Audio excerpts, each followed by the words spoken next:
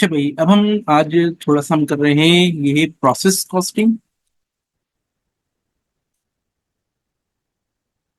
अच्छा, process costing हमारे पास basically होता क्या है। देखिए, जब भी हम काम कर रहे होते हैं तो हमारे पास नॉर्मली दो तरीके होते हैं। बहुत सारे और भी तरीके होते हैं, बट हमारे पास जो कॉमनली यूज होते हैं वो दो तरीके हैं।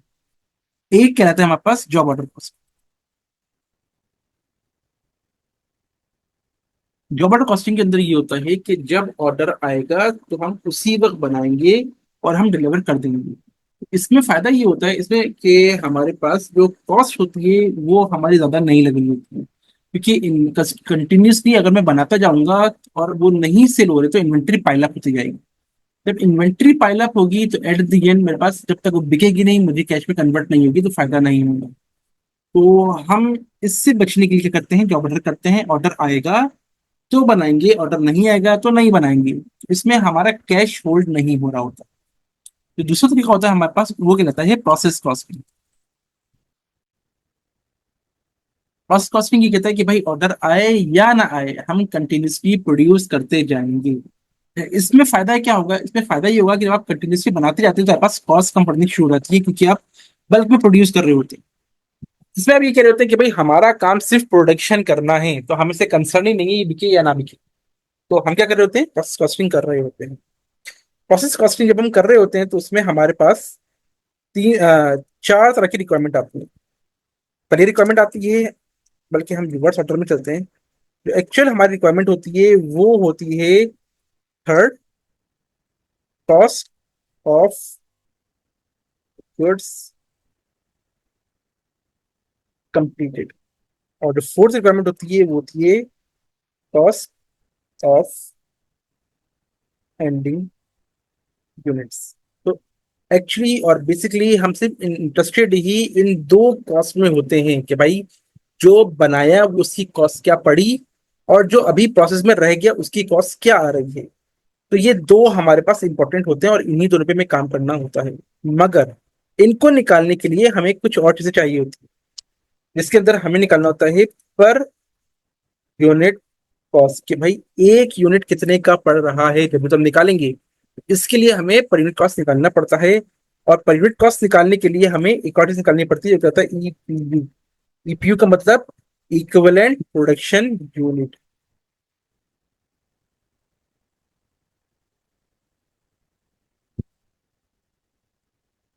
ठीक है, इसको हम ईपीयू भी कहते हैं। तो हमें ये चार चीजें निकालनी होती हैं इस सवाल के अंदर।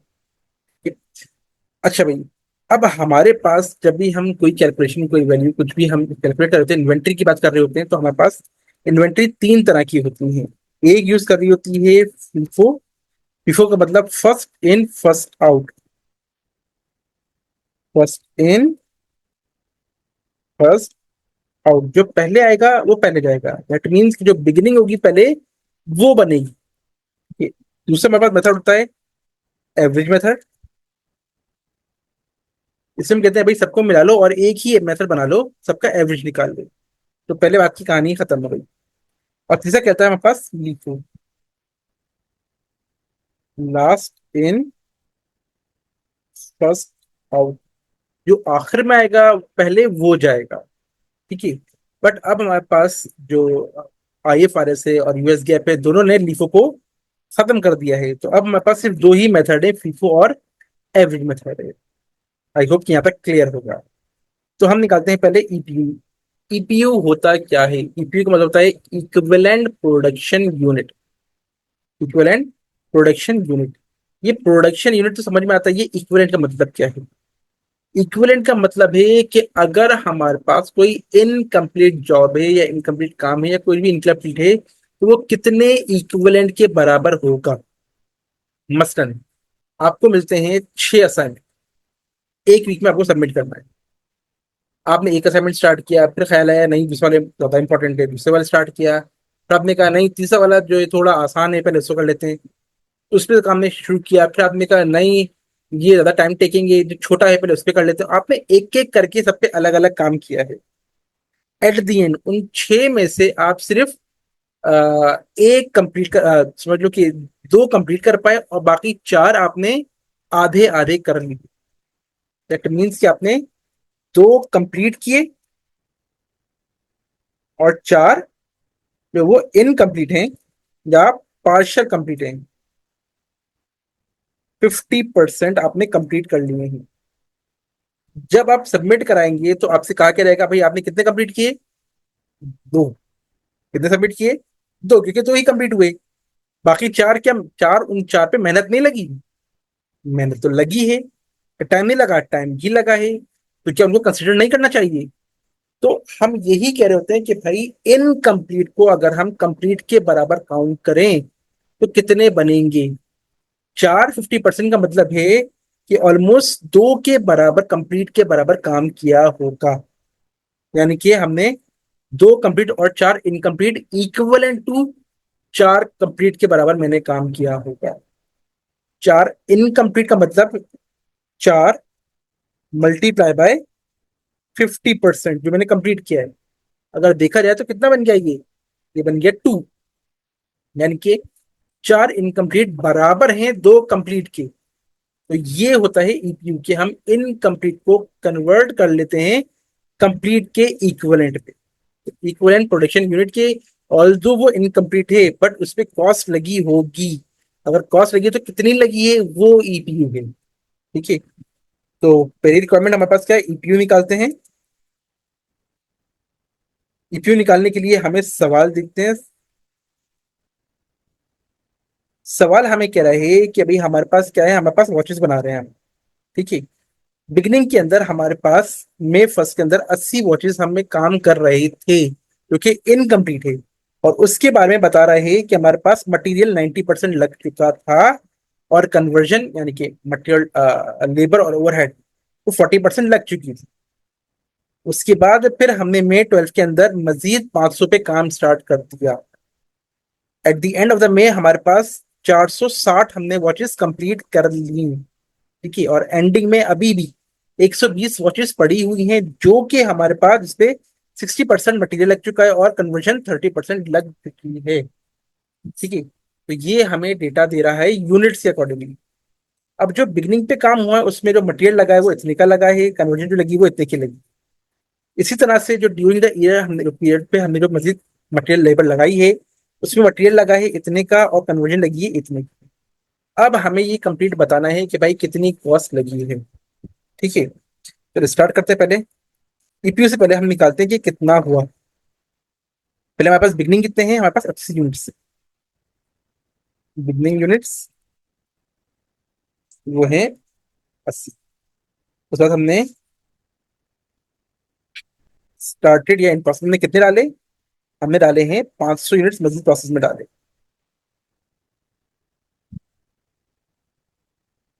ठीक है। तो टोटल इन प्रोसेस कितने हो गए?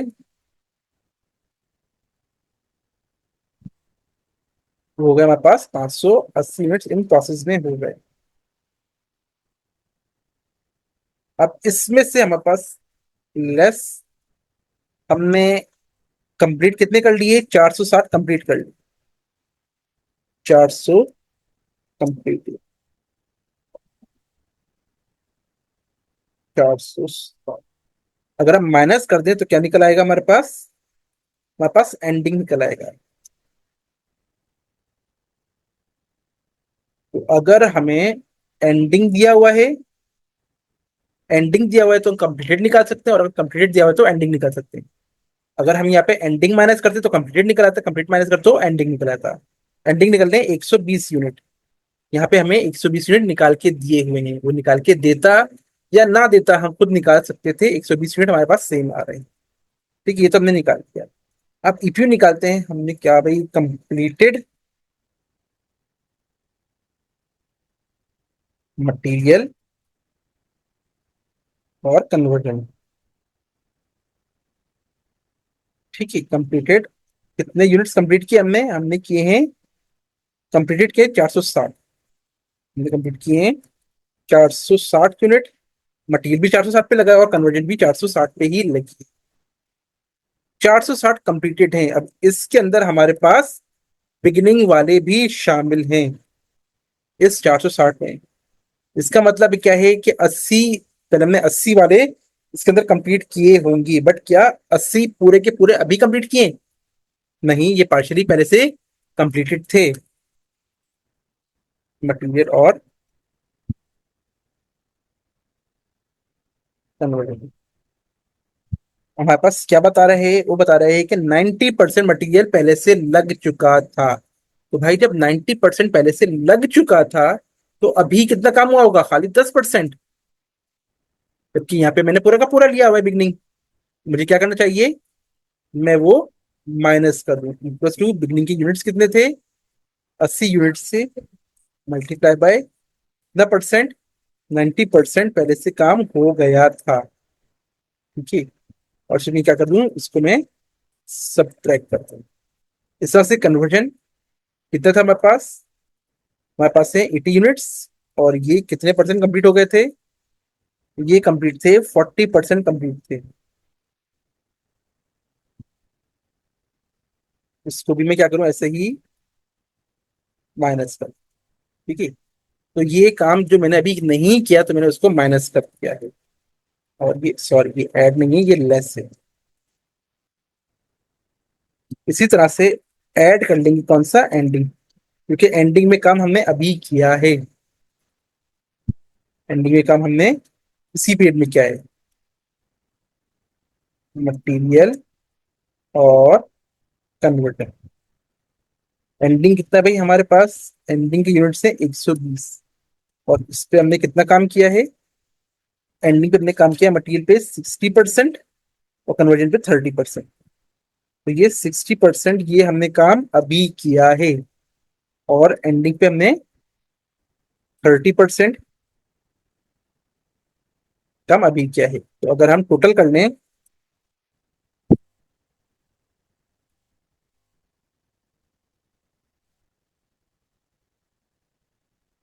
तो ये मैंने अभी काम किया होगा। तो कौन सा है? ये हमारे पास निकल रहा है ईपीयू, इक्विवेलेंट प्रोडक्शन यूनिट्स। ठीक है। तो ये निकल आया ईपीयू। ईपीयू निकालने का एक तरीका और है। वो ये है कि हम बजाय इस तरह करने के, हम करते हैं करके छोड़ करते हैं। कंप्लीटेड कितने थे हमारे पास?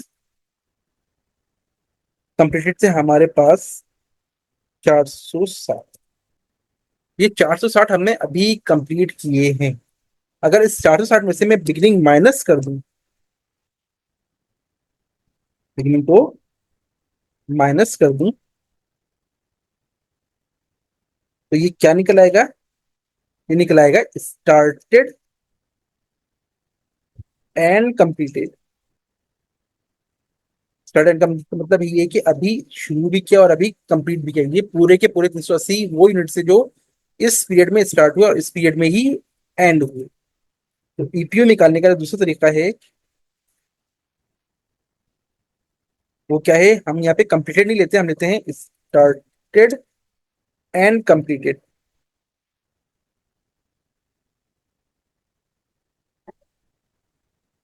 और वो हमारे पास आ रहा है 380।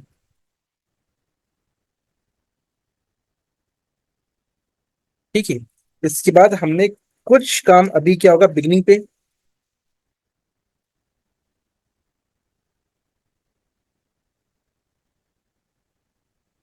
कुछ काम अभी क्या होगा हमने बिगनिंग पे? एक डिफरेंस याद रखिएगा कि जब हम स्टार्टेड एंड कंप्लीटेड लेंगे तो हम ऐड करेंगे बिगनिंग। क्योंकि हम बिगनिंग वाली यूनिट्स यहाँ पे नहीं ले रहे, इसलिए हम ऐड कर रहे हैं।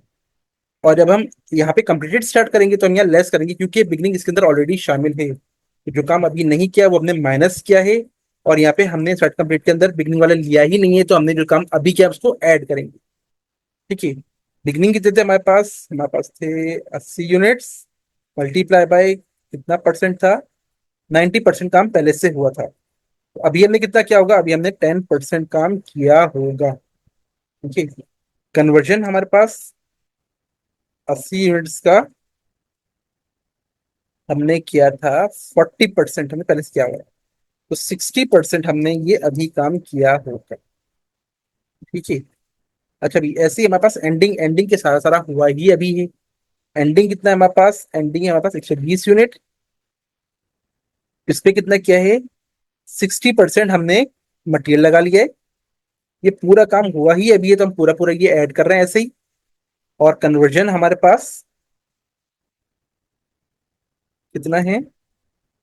30%। अगर हम ऐड कर लें,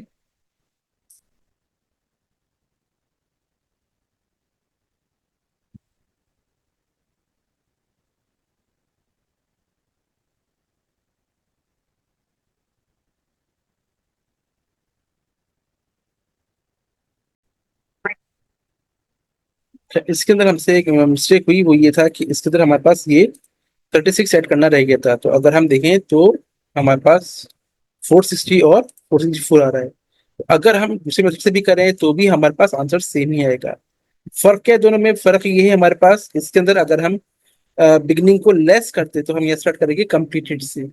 और अगर हम बिगनिंग को ऐड कर रहे होंगे, ये हमारे पास ऐड है, अगर हम बिगनिंग को ऐड कर रहे होंगे तो हमारे पास वो आएगा स्टार्टेड एंड कंप्लीटेड से। तो ये दोनों का मेजर डिफरेंस है। तो अगर आपने कंप्लीटेड से लिया है तो लेस करेंगे वो पार्ट जो ऑलरेडी हो चुका है। और अगर आप जो स्टार्टेड एंड कंप्लीटेड से कर रहे हैं तो उसमें ऐड करेंगे वो पार्ट जो आपने अभी बनाया है। ठीक है। इसके बाद जो नेक्स्ट आता है हमारे पास, वो आता है per unit cost. Per unit cost. Per unit cost में हमारे पास क्या आ रहा है? हमारे पास है मटेरियल और है हमारे पास कन्वर्जन। ठीक है। तो हमारे पास ये आ गई टोटल कॉस्ट और ये आ गई यूनिट कॉस्ट। ठीक है। तो हमारे पास जो टोटल कॉस्ट दी हुई है इस सवाल के अंदर, वो दी हुई है, टोटल कॉस्ट दी हुई है हमें इस सवाल के अंदर, वो दी हुई है हमारे पास मटेरियल 493 का हमारे पास ऐड हो गया था, और कन्वर्जन 9140 की हो गई थी। तो अभी जो हमने ऐड किया है वो क्या है? 3220 000 3000 और कन्वर्जन की जो कॉस्ट आई है वो आई है हमारे पास 1392 000 तो यूनिट कॉस्ट बन गई हमारे पास total cost divided by EPU. Material का निकाले तो मटेरियल का ईपीयू, और हम कन्वर्जन का निकालने हैं तो डिवाइड बाय कन्वर्जन का ईपीयू। ठीक है।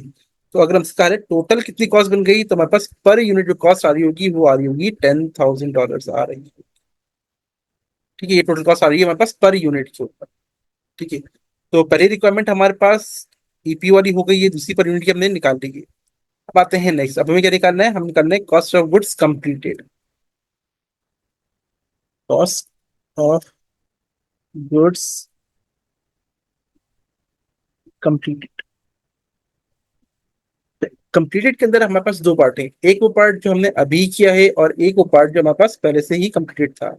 ठीक है। हमारे पास कॉस्ट प्रीवियसली इनकर्ड हमारे पास पहले पिछले पीरियड में हो गई थी, उसमें हमारे पास मटेरियल की कॉस्ट लगी थी और कन्वर्जन लगी थी। मटेरियल की कॉस्ट हमारे पास लगी थी 493 360। 493 और 360। और कन्वर्जन लगी थी हमारे पास 91040। 91040। ठीक है। तो टोटल हमारे पास कितनी कॉस्ट लगी है? टोटल हमारे पास ये कॉस्ट लगी है जो प्रीवियसली इनकर्ड हो गई थी। प्रीवियसली हमारे पास इनकर्ड हो गई थी। अच्छा, ये है हमारे पास, ये है हमारे पास बिगिनिंग की कॉस्ट है।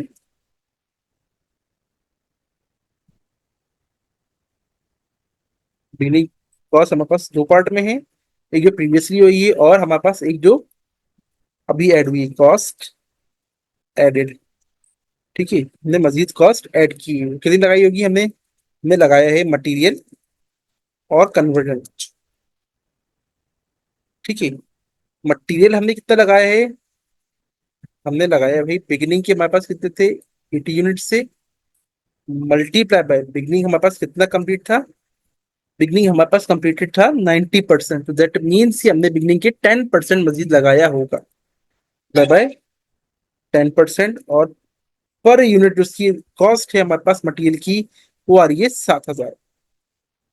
इस वजह से कन्वर्जन पे हमने जो लगाई होगी, हमारे पास यूनिट्स कितने थे हमारे पास बिगनिंग के यूनिट्स से हमारे पास 80। वो हमारे पास कितना कंप्लीट था, वो हमारे पास था 40% कंप्लीट था, दैट मीन्स कि हमने 60% अभी बनाया होगा। 3% और मल्टीप्लाई बाय इसका जो पर यूनिट रेट है हमारे पास कितना है, 3,000। तो ये हमारे पास अभी कॉस्ट आई होगी।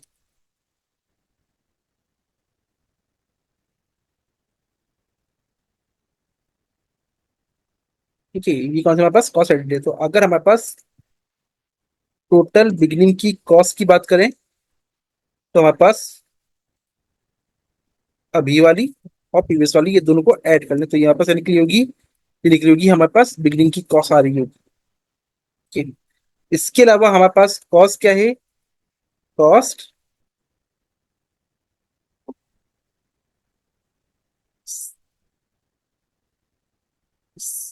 Started and completed. हमने अभी स्टार्ट और कंप्लीट कितने किए थे, हमने स्टार्ट और कंप्लीट किए हैं 380, और ये पूरे के पूरे अभी बने हैं, तो इस पे पूरी पूरी कॉस्ट आ रही होगी, तो सिंपली मल्टीप्लाई कर दें। तो हमारे पास जो total cost of goods completed होगा, वो होगा इन दोनों के टोटल के बराबर।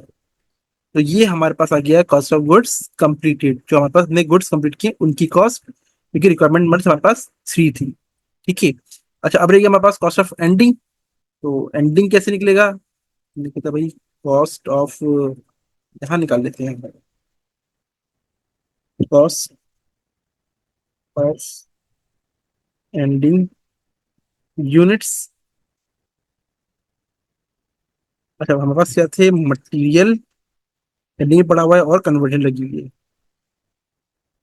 मटेरियल हमारे पास कितना है, मटेरियल हमारे पास है 120 यूनिट्स, और ये कितने हुए हमारे पास 60% अभी लगा है। तो अब ये पूरा का पूरा अभी लगा होगा, तो हमने 60% ले लिया, मल्टीप्लाई बाय हमारे पास ये इसका पर यूनिट रेट कितना आ रहा है मटेरियल का, ये इससे कन्वर्जन का हमारे पास कितना आ रहा है, कन्वर्जन का हमारे पास एंडिंग 120 है, मल्टीप्लाई बाय कितना परसेंट है, ये है हमारे पास 30% है, या गया 30%, मल्टीप्लाई बाय इसके रेट से। ठीक है, दोनों को ऐड कर ले हम, ये क्या निकला है हमारे पास, कॉस्ट ऑफ एंडिंग। ठीक है, तो इस तरह से ये हमारे पास कंप्लीट होता है, और ये है हमारे पास अंडर फीफो मेथड।